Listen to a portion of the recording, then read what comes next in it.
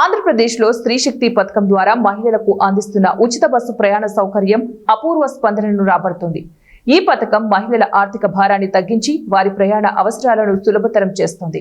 రోజుకు సగటున 18 లక్షల మంది మహిళలు ఈ సౌకర్యాన్ని వినియోగించుకుంటున్నారని, రాబోయే రోజుల్లో ఈ సంఖ్య 26 లక్షలకు చేరవచ్చని ఏపీఎస్ఆర్టీసీ అధికారులు అంచనా వేస్తున్నారు. ఈ పథకం ద్వారా మహిళలకు రోజుకు 6.30 కోట్ల లబ్ధి చేకూరుతుందని ఆర్టీసీ చైర్మన్ కోనకళ్ళ నారాయణరావు తెలిపారు. తాజాగా తిరుమల శ్రీవారి దర్శనానికి వెళ్లే మహిళా భక్తులు కూడా ఈ ఉచిత బస్సు పథకాన్ని విస్తరించినట్లు ఆర్టీసీ ప్రకటించింది. అయితే ఘాట్ రోడ్డు స్వభావం కారణంగా సీటింగ్ సౌకర్యం మాత్రమే అందుబాటులో ఉంటుందని, స్టాండింగ్ ప్రయాణానికి అనుమతి లేదని కొనగళ్ల నారాయణరావు స్పష్టం చేశారు.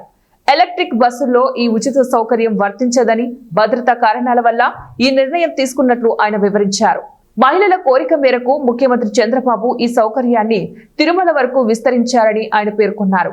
స్త్రీ శక్తి పథకం కింద మహిళల సౌలభ్యం కోసం ఆర్టీసీ మరిన్ని చర్యలు చేపడుతోంది. త్వరలోనే మహిళలకు క్యూఆర్ కోడ్ తో కూడిన స్మార్ట్ కార్డులను అందిస్తున్నట్లు ఆర్టీసీ ఎండీ ద్వారకా తిరుమలరావు వెల్లడించారు. ఈ కార్డులు ప్రయాణ ప్రక్రియను మరింత సులభతరం చేస్తాయని ఆయన తెలిపారు. హాస్పిటల్స్, పుణ్యక్షేత్రాలు, చిరు వ్యాపారుల కోసం ప్రయాణించే మహిళలు ఈ పథకాన్ని విస్తృతంగా ఉపయోగించుకుంటున్నారని, ఆధార్ కార్డు ఆధారంగా ఉచిత టికెట్లు జారీ చేస్తున్నట్లు ఆయన వివరించారు.